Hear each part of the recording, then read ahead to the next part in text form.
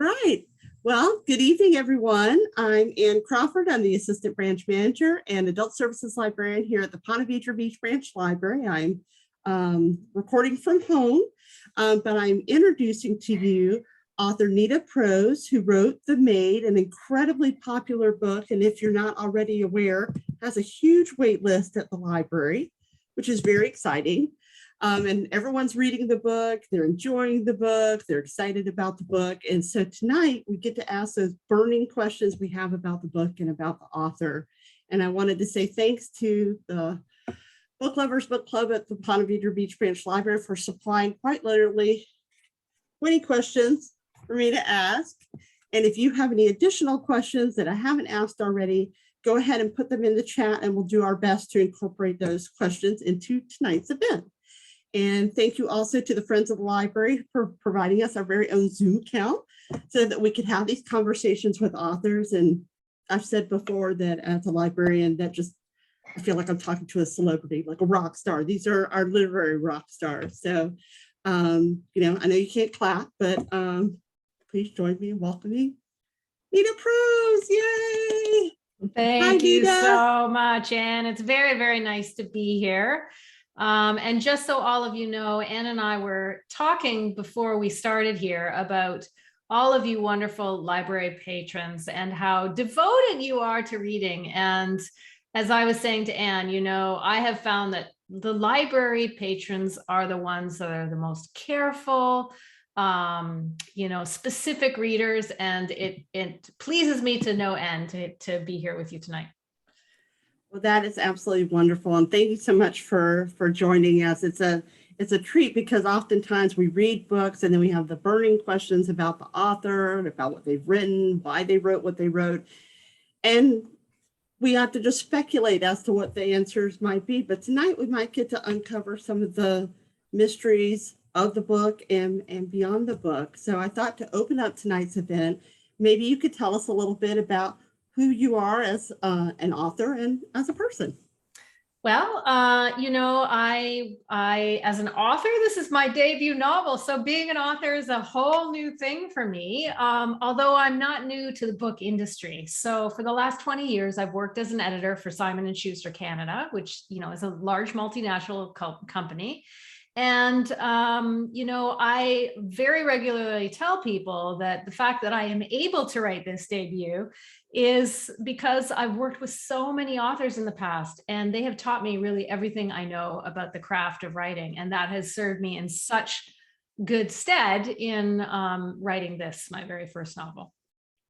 That's really exciting. And I know I was really pleased for you. And I believe The Maid got selected for the Good Morning America Book Club. It did. That was just so mind-blowingly amazing. And, despite COVID, I actually got to go to New York and actually, meet with Amy Robach in person and film in person. And that was, just tremendously exciting. At that point, of course, getting out of my basement at all was very, very exciting. But the fact that we could actually shoot the episode live and I could speak to her outside of the screen was especially wonderful. It is exciting because I feel like anytime an author, particularly new author, makes one of those celebrity book clubs, Reese's Book Club, Good Morning America Book Club, Oprah's Book Club, or Read with Jenna, it like shoots them into the stratosphere and just gives them a whole new profile and audience. And I'm so glad that those kinds of book clubs exist because they allow for new authors and new talent to get out there to the masses in a way that maybe it would take a longer time to be discovered because people tend to go back to their favorites, to what they know. I mean, that's just kind of human nature, but it's so exciting to discover a new author, particularly one on the rise. So, we're glad that you were able to sit down and talk with us tonight. And one of the questions that's not on my list, but that I wanted to open up with is I heard that The Maid is being optioned into a movie. What do you think about that as an author? Well, for me, that was just one of those giant pinch me moments. So Universal Pictures has optioned the film, and the Academy Award nominee Florence Pugh, the British actress who starred in Black Widow and Little Women and all sorts of other wonderful films, is set to star as Molly the Maid.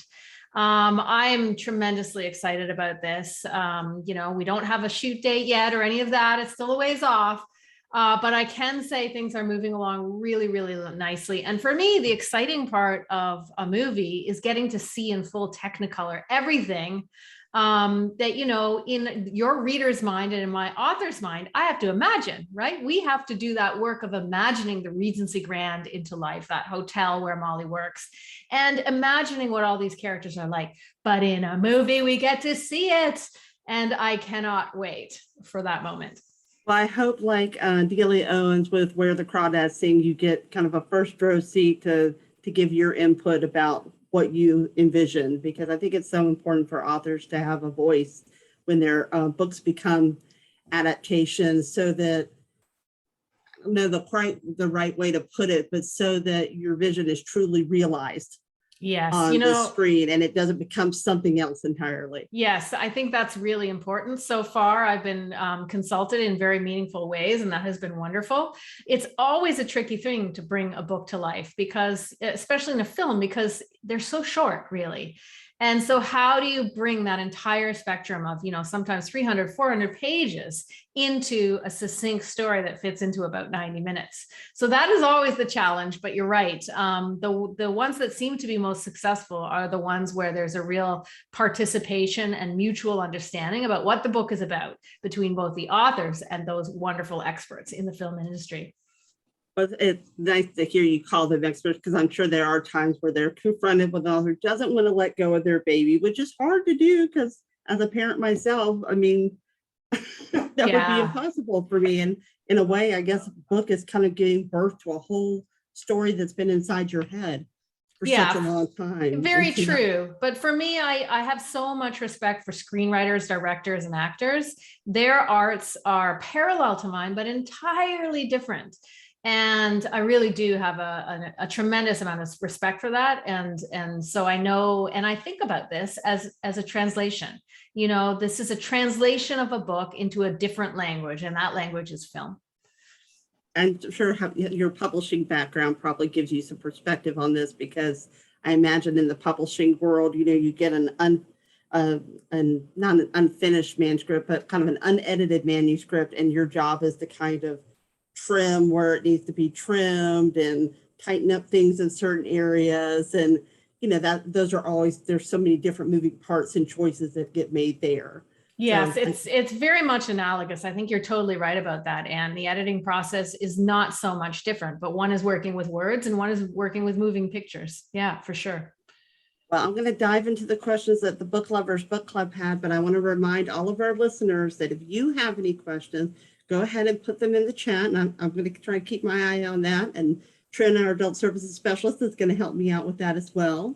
And we'll try to get all of your burning questions answered. I think the Book Lovers Book Club did a pretty thorough job, because they read your book very carefully. In some cases, they read it twice. Wow. So I'll start with the first question that they had, many of which I'm sure you've gotten in various interviews, but humor me here.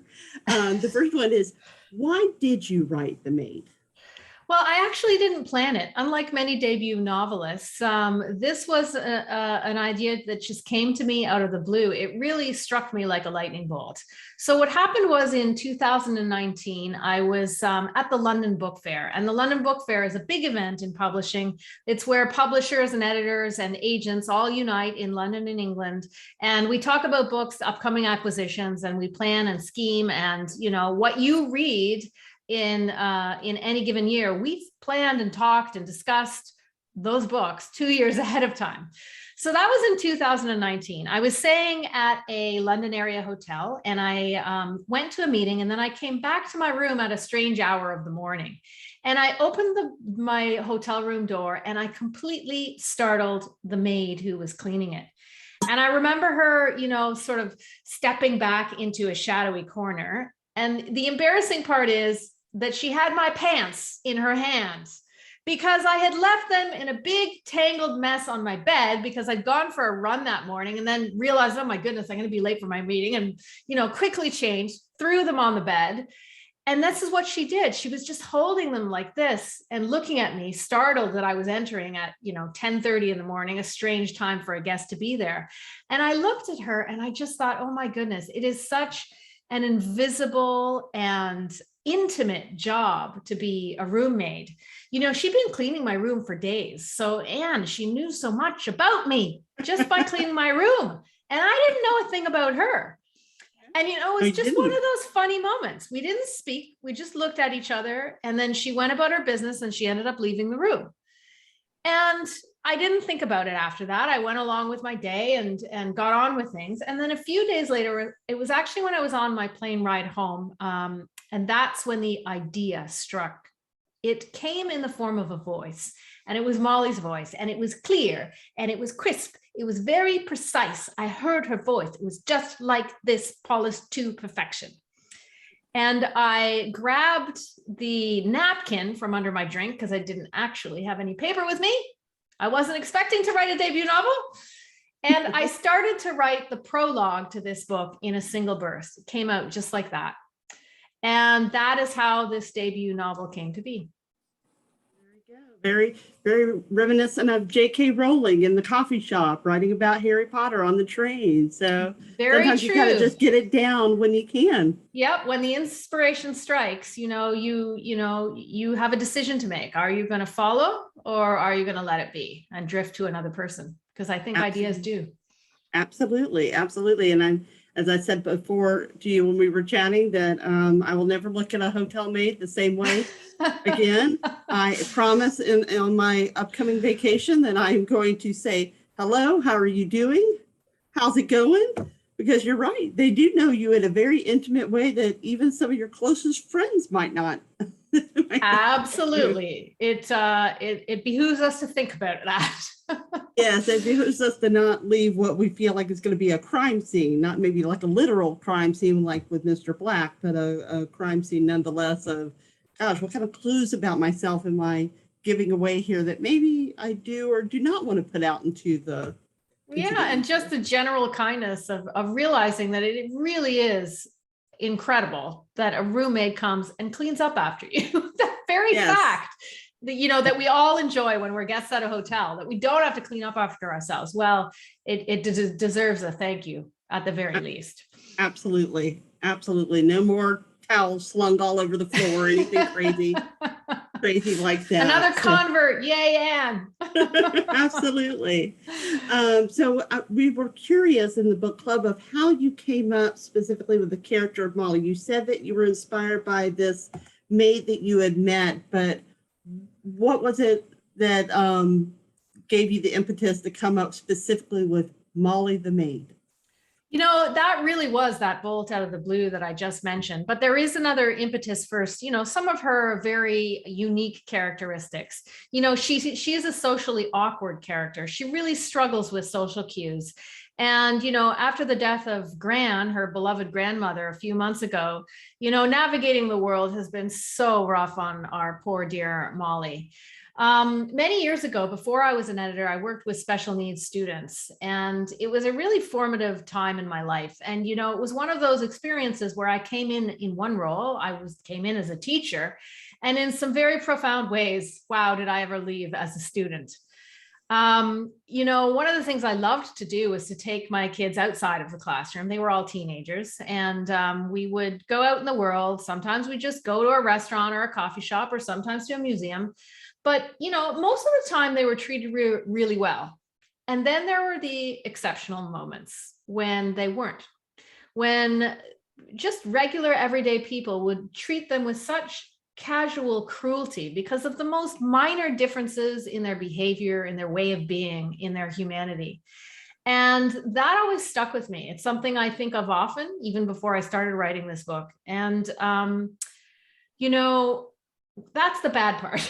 The good part was watching these students behave in the face of that kind of prejudice and stigma. They behave with so much grace and strength, humanity, depth of spirit, and depth of character. And I've never forgotten that. And while I wasn't fully conscious of it while I was writing The Maid, I think that I essentially gave their best qualities to Molly as a kind of tribute to them. Absolutely. And it's a great way to develop empathy for people who are different, because by seeing directly through her eyes, we have to see the world through her eyes, maybe in a way that we don't perceive the world ourselves. And then we get a mirror held up to us of what the world must look like to her in the way that they treat her, particularly like with the detective later on in the story and the kind of the shorthand assumptions that he makes. So I think That's you were very effective exactly in it. that. I think you're hitting it exactly right. I mean, something that was important to me with this novel was to tell a story about someone who was different and yet finally the same as all of us, you know? And for me to do that, my goal was to really have the reader step behind Molly's eyes, to live as her, to breathe as her, to experience the world as her. And my hope is that if you live like that, as Molly, not beside her, but being her, then over time you come to love her, even if at moments she is quite frustrating, and she is. Or quite surprising in the case of turning a 180 there at the end of the book. That caught quite a few of us off guard. I had to turn back a few pages like, did I just read that? Yeah. Ooh, I guess I did just read that. So just goes to show you really can't judge a book by its cover. So That's right. Or as Gran says, people are a mystery that can never be solved. Well, I work in a public library and I can attest to that. It's been about 2 decades of people that have confounded me, sometimes in really puzzling ways and sometimes in the best ways possible. So I would say that rings true working with the public at the library as well. I'm sure it does. You actually answered my next question that I had about the experience that led to the book, and that Molly was based on a real person, or at least based on a real person's potential experience. I personally hope that hotel maids are not running into murders in their hotels. I certainly hope not. I hope that is a fine piece of fiction, but certainly, you know, writers do write what they know. And sometimes you don't even know you're writing what you know. As I say, it wasn't conscious on my part to develop a character who had these particular traits. It was something that only became conscious for me more or less when I was finished the book. And yet somehow your life experiences wend and wind their way onto the page. They do. That really helps to make the characters authentic, I think, because you're writing from a real place, which now you've actually explained something that puzzled all of us. We were all trying to figure out exactly what was happening with Molly, if she had any kind of diagnosis, if she had any kind of syndromes, any things that are going on. But it sounds to me from what you said that really she was kind of more of a composite of those kids. Was that your intention, or was there anything specific going on with Molly, like autism, OCD, anything of that nature? Well, I think what was really important to me was not to label her. And here is why. When you pick up a book, you know, you get that description on the back. It's going to tell you a little bit about it. It's going to hopefully entice you to read it, or you're going to decide, this one maybe isn't for me. If I labeled Molly in any way, if I said she is this, she's that, she's, you know, this thing, she has a name, she has a diagnosis, I was really worried that readers would see her not as the same as them, but as different. And I didn't want readers to feel that way from the outset. I really wanted you to have the experience of stepping into her and discovering who she was and coming to your own conclusions about, you know, what she might be, how her brain works, how she reacts in the world, what, you know, might be nature and what might be the particular circumstances she finds herself in, which one of the most formative and difficult, I think, is grief. Absolutely. And I think that was a really smart thing to do, because not only would it possibly limit your audience to people who felt they were too apart from who Molly was, but speaking as myself, as someone who was partially deaf as a child and had all sorts of tubes in my ears, and struggled with ADHD, which I still have as an adult, and then later on adult depression, the last thing you want to be known as is your diagnosis. Absolutely. You want to be known as a person first. And these are things that are a part of you, but they're not who you are. Exactly. Kind of like when people say, you know, people with disabilities rather than handicapped person. There's a distinct difference there. The person is first. They may have these things that they're grappling with, but we all have things that we're grappling with, even if they don't all have specific names. So I appreciated that about letting the author, or sorry, rather letting the reader kind of, in a way, our readers for the Book Lovers Book Club took their own personal experiences and kind of applied it to Molly. So it gave them an opportunity to identify. Well, I love that. And that is exactly what I want. And, for me, that's one of the greatest compliments when a reader says, this portrait reminded me of my friend, of myself, of my husband, of a coworker I used to have. That to me is an extremely high compliment, because it means there's something both personal and universal about Molly, and that reader made a commitment to discovering her, not as a label, not as a diagnosis, but as a human being. Absolutely. And reminding themselves that the reader themselves and people that they love are also human beings first, beyond whatever things we may have that we're grappling with. So I thought that was interesting that each person that we went around to for our book club, which, as I told you, had our biggest attendance ever, 17 people.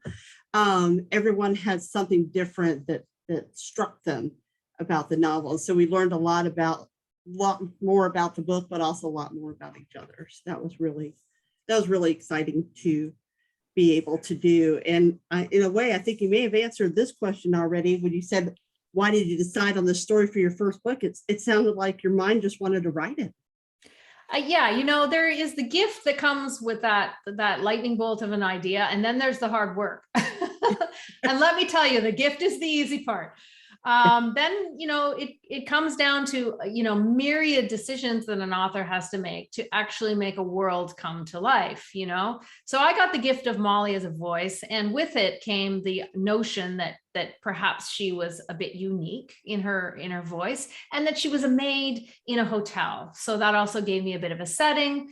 And from there, I had to discover what the rest of the world was like, and including the genre. And for me, I am a huge Agatha Christie fan, and just a fan in general of the classic mystery. Agatha Christie, of course, was the master of the genre. And anybody stepping into the mystery genre has a very big challenge, especially now, because there are so many good mystery writers out there. And, my goal was to try to innovate the form of the mystery, while on some level also giving a tribute to that classical form. I think of this novel as a whodunit that has a little bit of the flavor of Knives Out, the movie, and Agatha Christie, and then a smattering of the board game Clue. Remember that game that we all used to play when we were kids? We talked about that at the meeting, because I was like, there's Mr. Black, Mr. Snow. I was like, are they all going to have colors for names? I kept looking for like Miss Scarlet, Mr. Green. It's like, so I got all of those influences, and the fact that Agatha Christie has never gone away, but she's kind of had a resurgence with her books being adapted into movies and everything like that. There's like this whole new desire to read these classic whodunit kind of contained mystery stories. So exactly. And I was Molly aware came around just at the right time. Yeah. But for me, the difficult part was not doing exactly that. I mean, there was that mystery angle I wanted to pay tribute to, but it was like, is there something else I can do to make this different? Because that is the challenge with a genre like mysteries or thrillers, or horrors. You have to find a way to innovate, to make something original when it's been done so many times before. And for me, the answer to that question was really about genre blending. And I love books that sort of combine and mishmash genres. So I think of this as a Frankenstein book between, an Agatha Christie style mystery on the one hand, and what the Brits call uplifting literature, or, in America, very often known as feel-good fiction. And I wanted to see if I could put these two genres together. On the one hand, create a mystery, and then on the other one, create an uplifting read that leaves us with a feeling of hope, a journey of the spirit where the character changes and evolves from beginning to the end and leaves us in a better place by the time we finish that last page. And I think he absolutely did. I think one of the unique things was having Molly be the narrator instead of the detective. That was one way that I saw that was different. And then also, like you said, leaving on that hopeful note. Usually at the end of a Agatha Christie type mystery or Agatha Christie herself, the uplifting note is you found the murderer. Right. But that doesn't bring back the people who died. So, I mean, I think it's more of a closure rather than an uplift. So I appreciate those tweaks that you made to make the story have kind of an original spin that would draw people in, and they're like, okay, I can't entirely predict where this is going to go. You know, Yes. sometimes, you know, I imagine you can fall into that trap where if it's too much like what everyone else has already read, then it becomes too predictable and then there's no real suspense. That's right. And, you know, there are many, many, many writers out there who are way better at the police procedural and dropping the hints and clues and, you know, all of those hallmarks of certain styles of mystery. I don't actually consider myself very good at that, but this is essentially a character journey. And that's where I focus my energy. And the whodunit is the engine on which that exists. And I don't think you should put yourself down at all. I mean, if I want to read a legal thriller, I'm going to pick up John Grisham or something like that. You know, if I want to be scared out of my socks, I'll go pick up Stephen King. Thing. You know, I mean, if I want to read a medical thriller, I'll read Robin Cook. I mean, there's so much to be had in the mystery suspense genre, and it is by far the most popular genre we have in our library system. Yes, and I think you're absolutely right that this is a genre that is an ecosystem, and I love that about it, that there are so many different kinds of writers who are all participating in their stories in a different way. It's the best. Inspired by each other. Absolutely, 100%. But on a funny angle, we got this question and we all laughed out loud because one of our book lovers, book club readers said, it was almost like, you know, we sit in a circle. So it's almost like a confessional, you know, we're talking about the book, but we're also like, hi, my name is, hi, so-and-so. And she said, did anyone else feel compelled to clean? Like I would read about the cleaning so much, like I had to put the book down and go clean something. That is hilarious. It's not the first time I've heard that. He said, what about the messages about cleaning in the book? What were they subliminal, or are they sending us a deeper message here? What should we be taking away from this? Should we be cleaning our homes? Oh, good gosh. You know, no, that is not my intent at all. You know, I will be the first to admit that my house is only moderately clean. I have a pug right now with a heat that we're experiencing, who is shedding like mad. And if you saw my floors right now, and let's just say they are not polished to perfection. There's a reason that you can see my window in the background. I don't have my screen turned around to the rest of my house. It was an interesting thing because we jumped on top of that and they said, well, if she's not telling us about, you know, inspiring us to clean our houses, maybe she's inspiring us to think about the mess we're leaving in our hotel room, the clues we are leaving about ourselves, or maybe the statement we're making about ourselves, and maybe we don't really want to make. So yeah, well, I think there is something to the metaphor of cleanliness and dirt and how that fits into the mystery of genre, you know, good and evil, clean and dirty. Who are the good guys? Who are the bad ones? Who are the smudges and stains? And who are those who have a pristine way of being? And I do play with those tropes. I play with all of those tropes in the various characters who sometimes seem squeaky clean and then reveal themselves to be quite the opposite. And other times the reader will know that a character, say like Rodney, is an obvious smarm, but poor Molly herself doesn't realize that he is, you know, as low to the ground as the squirrels behind. He is in fact dirty in 1,000 ways that she cannot see. And I think there's something about that. There's something about dirt as a metaphor for maybe her lack of understanding sometimes of certain social cues that of course she develops and hones and starts to get better at as we proceed through the book. Absolutely. And now there's another author that you're going to have to give credit to. Do you know who that author is? He's been around for ages. Oh, I don't know. Everybody knows him. Talk about classic lit. We study him in high school. Any guesses? No, I was going to say Maria Kondo just because of cleaning. No, that's an excellent one. I was going to actually go a few hundred years back and say Shakespeare and Macbeth. Out, damn spot. Absolutely. Yes, Absolutely. yes. And the people who are really dirty are sometimes literally marked. That's right. I don't know if I can work any Julius Caesar references in there, but definitely Macbeth. Definitely. There's some Lady Macbeth going on for sure. Yes, and that people are not as they initially appear. And I appreciate that about the book, and we all did. One of the readers who has a niece who has autism wanted to know if you had had any personal experiences with autism, which I imagine you may have, having worked with special ed kids. I most certainly did. I worked with many kids who were on the spectrum, and they were so often my absolute favorites, honest to goodness.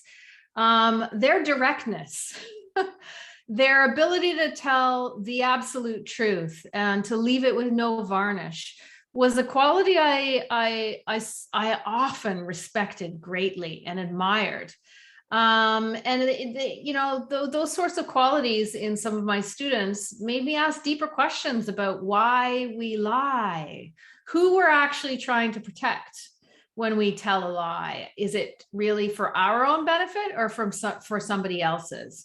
And I think of a character like Molly understands those moral gray grounds in ways that we may not, that others, like certainly myself, struggle with in ways that she does not.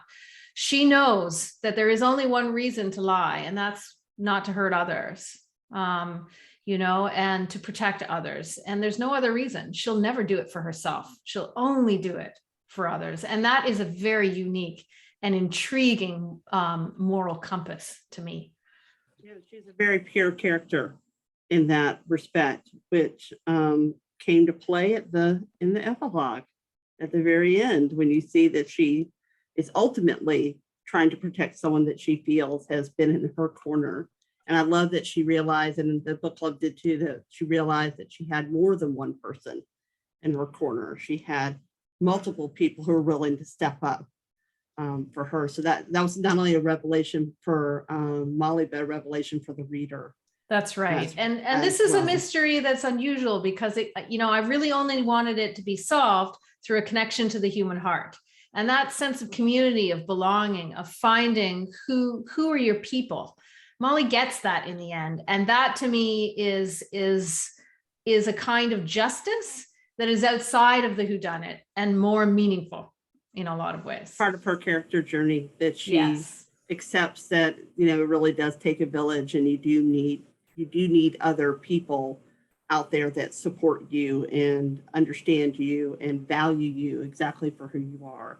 Exactly. I think that's very reaffirming. So definitely that uplift that we all need. We desperately need. And I think you had told us about why you had chosen a maid as a main character. Was it because not only to develop the empathy for the maid, but did the empathy for maids and for people who have differences, but was it also because that person sees so many things that no other character could possibly see? Absolutely. My writer's mind and my editor's mind thought, well, that's really interesting. A maid is naturally invisible. She is almost untouchable in the hotel hierarchy because she cleans up the dirt, because she sees all the messes. And I thought deeply about that and how I could work with that as a mystery writer, and how convenient and interesting and how much play you could get out of that. So certainly that was something that I was very conscious of. Yeah, like I said, I will not look at my hotel mates the same way ever again, and I'll come back from Colorado with loads of stories I'm Excellent. sure. So, anytime you can open people up to other worlds, other experiences is always an incredible thing. Speaking of other people and other experiences, we have a Canadian in our Book Lovers Book Club, and she was very pleased to find out that you were Canadian, and she wanted to know if being Canadian influenced your book in any way.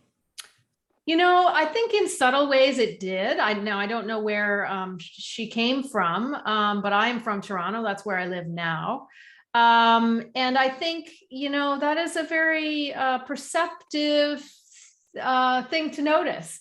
As a Canadian, I bridge sort of two worlds. I think most Canadians do. We understand Britain because we were part of the Commonwealth. And we, of course, because of our close proximity to Americans, we understand Americans.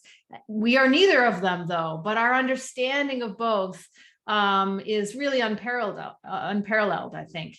You will notice in this book, of course, and my guess is that somebody must have noted this question, that there is no place mentioned in the book. The place is not the UK, it's not New York, it's not Toronto, there is no place. I never say what that is. It was really important for me to allow the reader the space to imagine. Reader participation is such an important thing for me as a writer.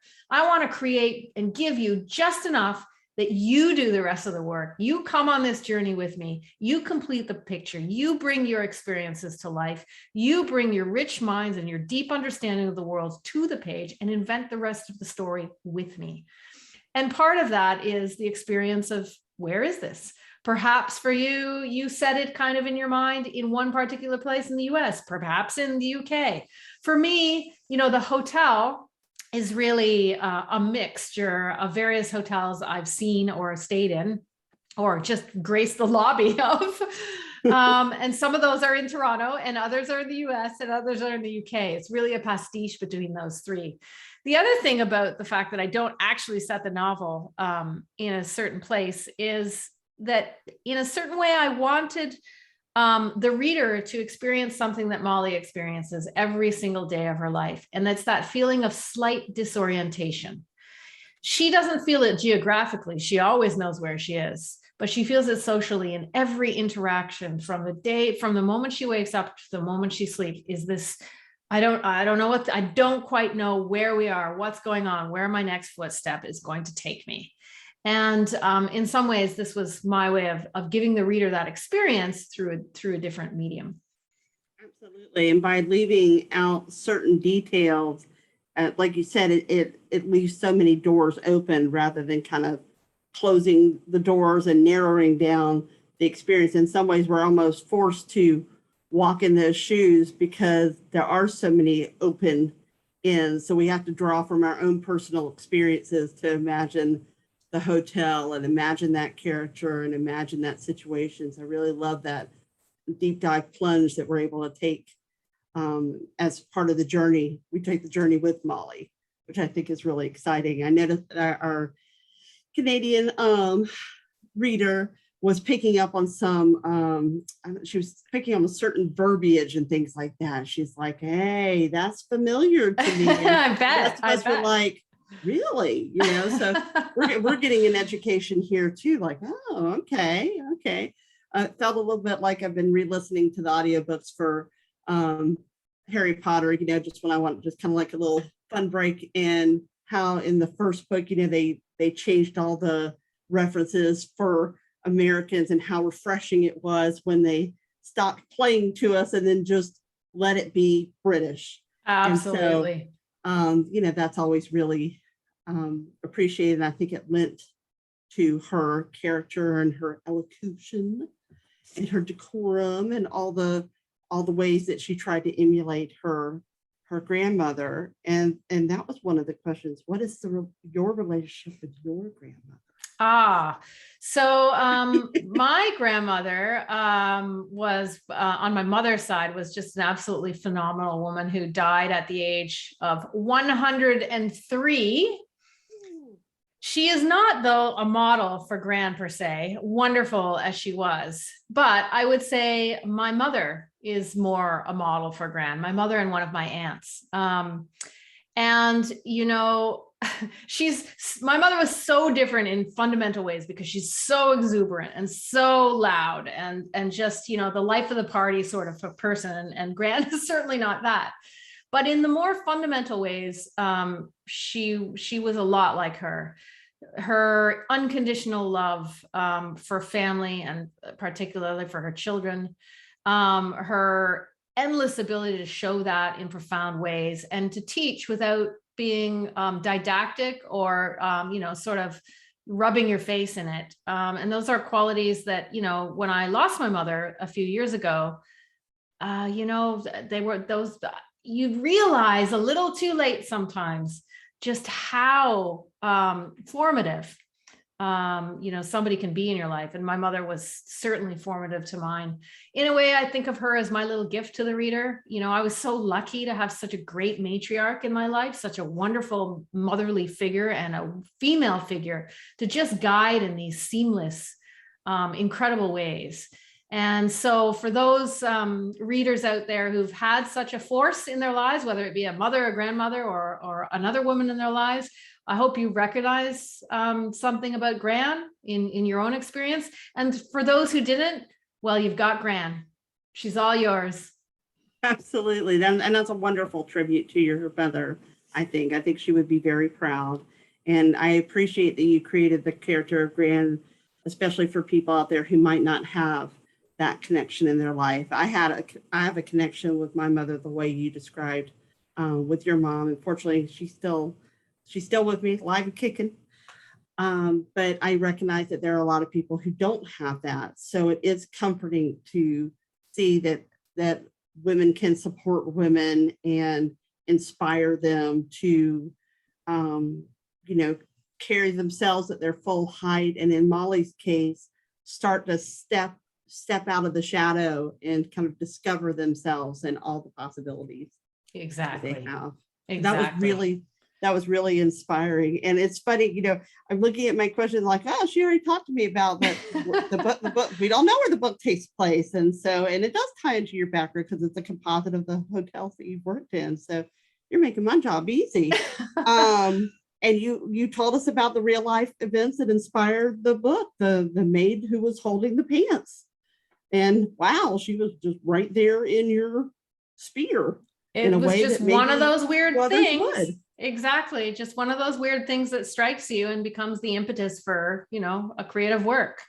Absolutely. And the experiences that inspire the story, the special ed kids and wanting to develop empathy for them and honoring them. And I'm sure that they appreciate that. And anybody who's ever grappled with people making a snap decision on them before they've even gotten a chance to know them. Yes. Certainly would appreciate that for sure.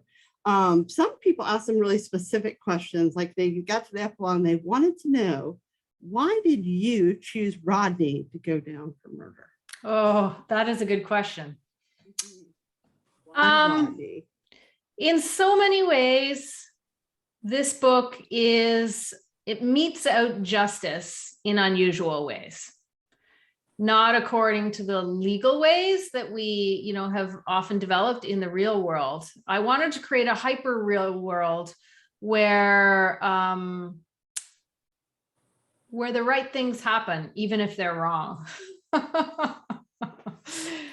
Which I think is there's something about Molly's moral compass in that I wanted her to have. I wanted her to get that. I think we all come with an innate sense of what is right, but the world doesn't work that way, does it? How many young children and at what age do children start to say, and I think every child says it, it's not fair, and that is a real complaint. It's a real complaint that starts in childhood and plagues us throughout our entire lives, I think. True, it is not fair, and yet we must adapt to that. So in the moral universe of this book, there's a different kind of fairness that is meted out. In my mind, Rodney gets his just desserts. And I think in Molly's too.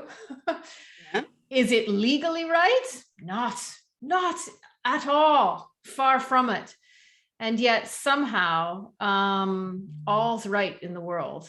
at the end in ways that I see. The reader may differ. No, I think most of the readers in our group felt it was deeply satisfying.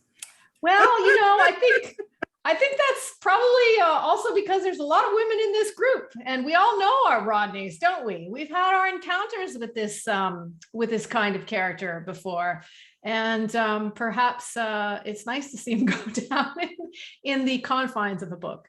It was satisfying, and also I think, in my opinion, and I think we have some readers who agreed with this, it helped Molly not become, what's the word everyone likes to use, a Mary Sue.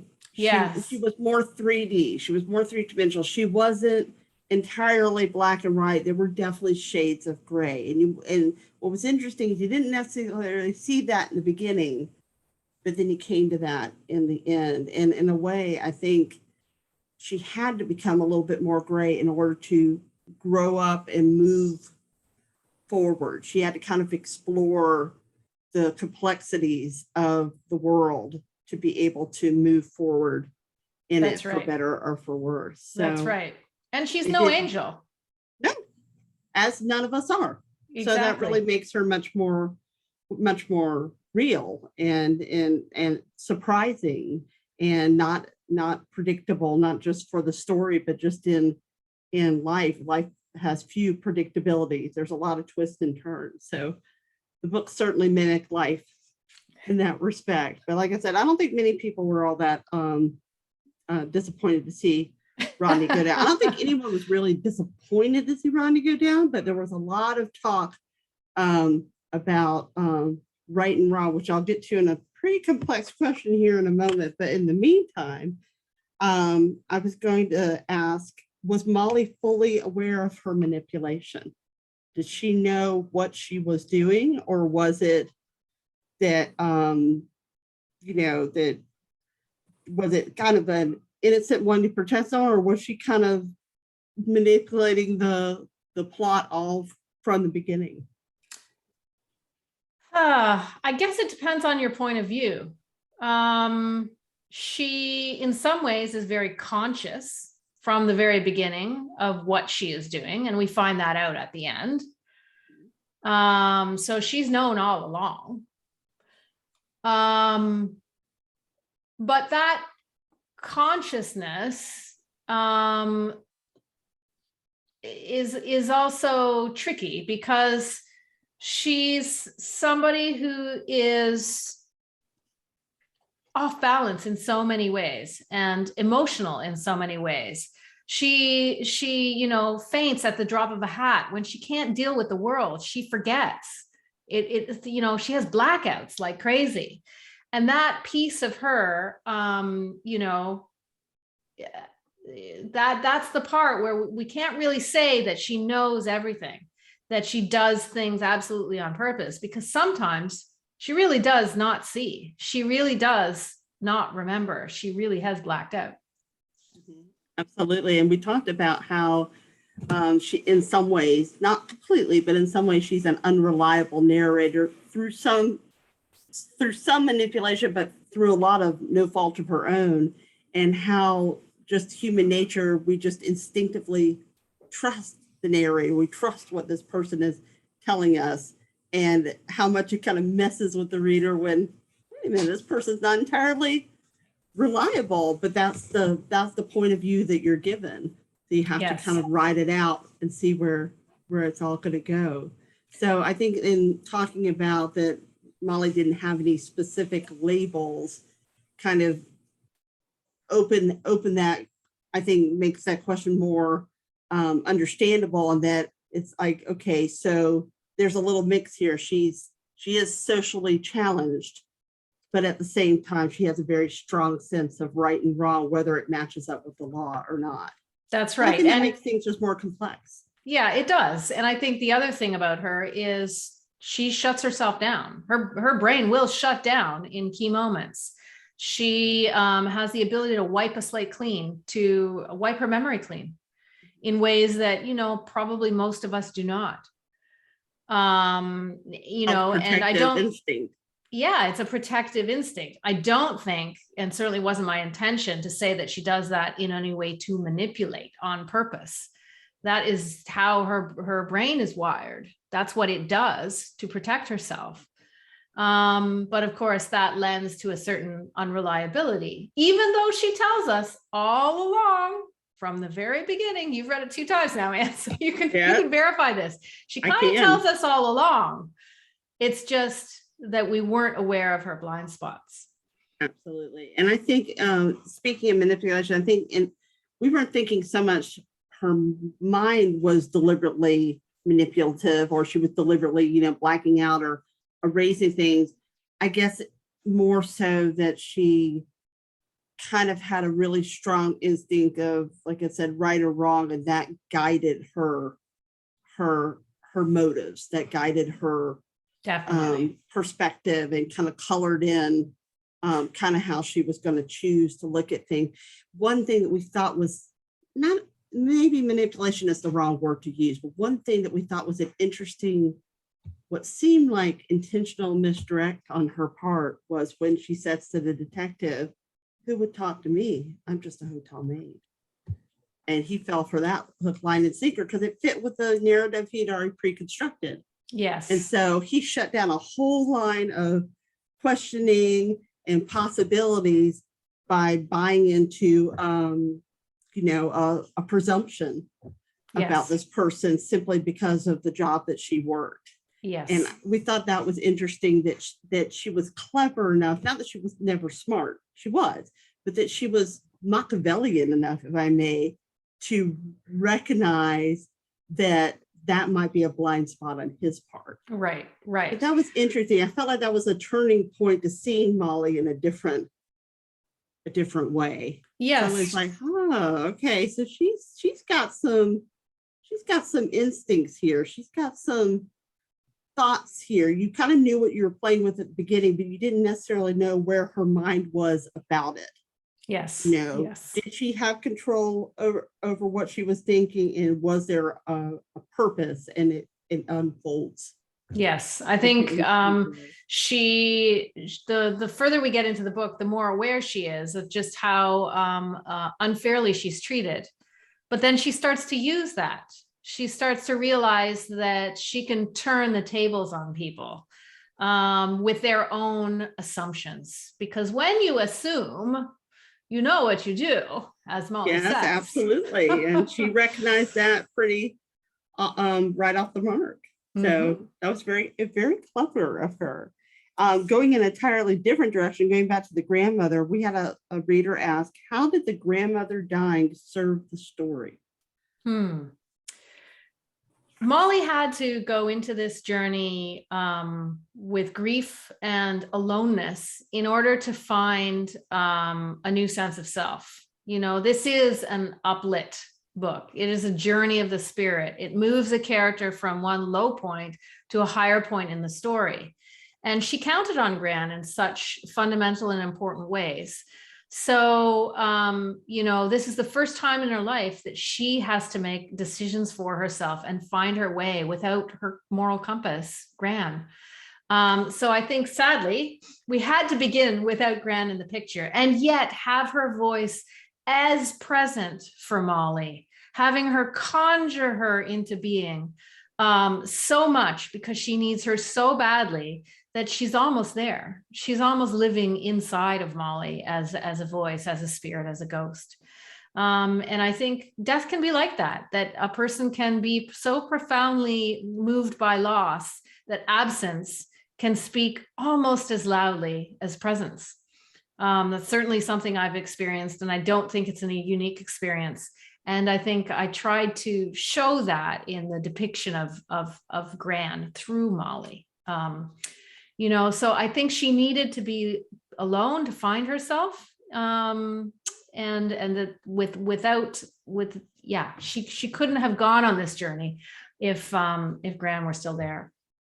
She kind of leaned on her Gran too much. This way, her Gran was inspiring her rather than her Gran was propping her up, was the feeling that I got. But the readers got to the next part of that I didn't think of, which was why did you have Molly involved with your grandmother's death? Was that part of your angle of making her more, not accountable, but more kind of participatory in parts of her life, rather than less as a spectator, more as being active in She has an honoring someone's unusual, wishes?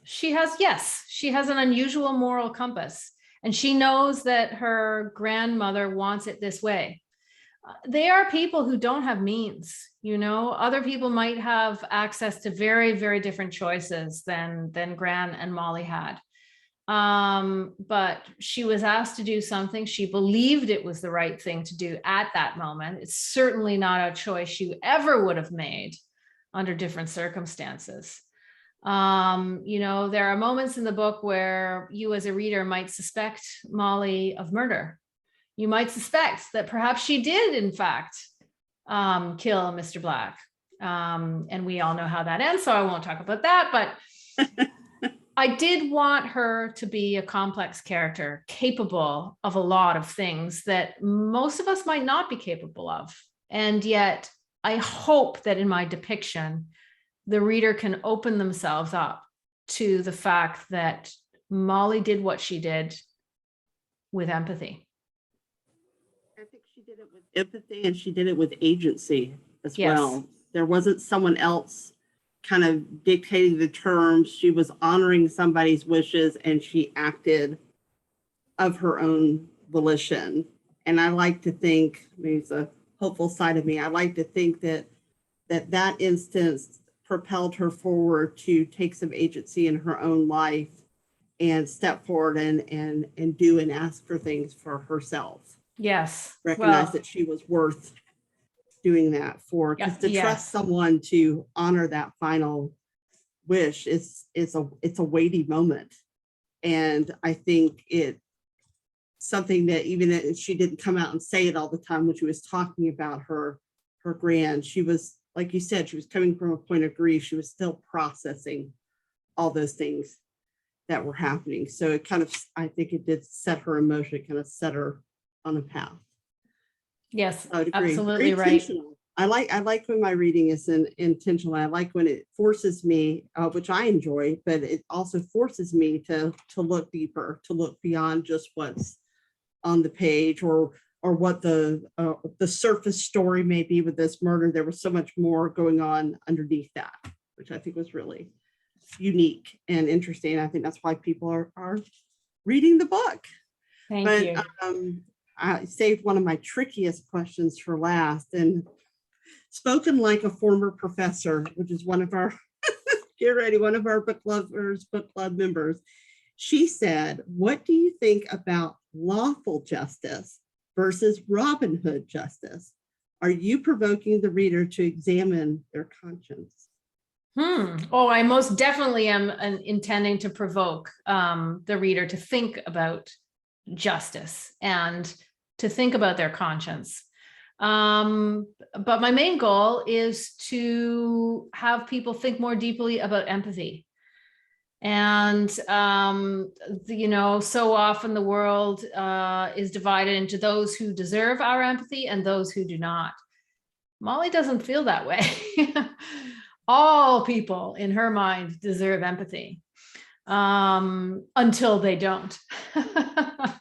You know, until they do something they don't, in which case her Robin Hood logic starts to kick in.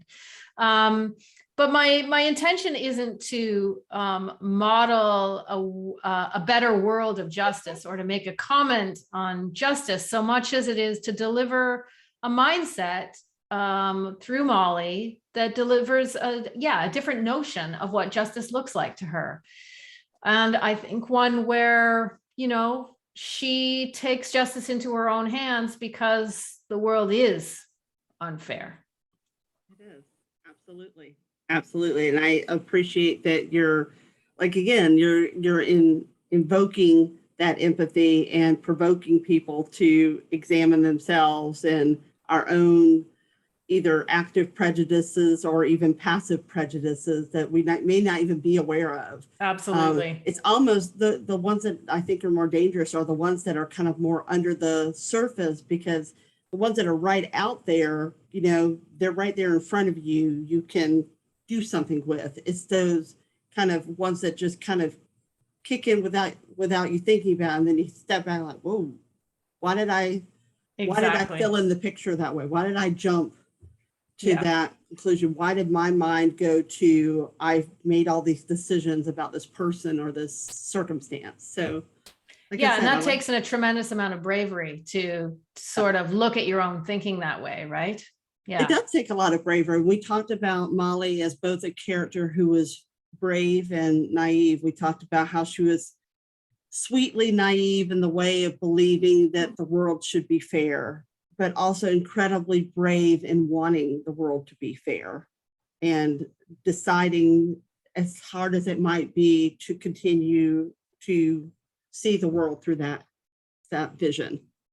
And that was a really interesting dichotomy to explore, because we all have a little bit of that in ourselves, that hopeful naivety, and then also that bravery when you realize what the reality is and you still have to embrace it in some way. And I want to credit Linda in our chat because she matched up with the last question I had, unless any other listeners want to add any other questions. And we are all dying to know, what is your next book and when is it coming out? We want to read it. I hope to have you're something. Cooking up something. We're thinking. I'm cooking up a few things actually. So what will be next, we will have to see. But I'm very well aware that those readers who do like Molly and enjoyed this book would really like me to write some more. And that is one of the things I'm trying to work on at the moment. The trick, of course, with writing a book like this is my job as a writer is to get to the end of the book and leave you wanting more. And then my challenge as a writer, if I do write more, is making sure that if I do decide to give you more, I give you more instead of less. And that is the creative problem that I have to solve. So we will get more Molly if I can figure that out. And if not, then I can promise you'll get something else that is, probably dealing with the very similar themes that I am obsessed with, and yet somehow discovering a whole new set of characters. Well, then you'll have satisfied both halves of our book club, because there was one half that everyone agreed they wanted to read what you were going to write next, but there was one half that wanted to leave Molly open-ended, where it's the reader's own imagination of, because there's always that danger, of course, what you spoke about in a sequel, that do you reduce rather than expand? Exactly. But then there was another half that was like, this character's really engaging, and it would be interesting to see where the author decided to take her next. So there was that, we were struggling, like, do we, do not, but we were in agreement that we were very excited about your next book. And is there anything else that you wanted to share with us this evening? I think I must have answered most everybody's questions. I guess we were all kind of on the same page. Well, I think the questions are absolutely brilliant. So thank you, Anne, and thank you all of you incredible readers out there for asking such thought-provoking things. You're very clearly gifted readers, and for that, I feel tremendously lucky. Well, we're really glad that you took the time to join us tonight and spend a whole hour with us and share all about The Maid and about yourself. And like I said, we can't wait to buy your next book for the library and have people place, 100, 200 holds on it, getting ready to read it. And, like I said, we'll stay in touch, and thank you again for joining us. And to all of us who have been listening, there'll be a recording later of this video. I'll share it with you, Nita, as well, if you would like a copy. And we hope others will take the time to listen and find out about one of our favorite new authors on the rise. And we wish you all the best. And thank you for joining us tonight. Thank you so much, Anne. And thank you all you wonderful library patrons out there. Have a wonderful night. You're very welcome. We're going to have a next conversation with authors on July 13th with Nina DeGramont of the Christie Affair. She's great. I just finished that book and it's brilliant. I loved it. And you are welcome to be one of our people in the event if you like. I may very well join.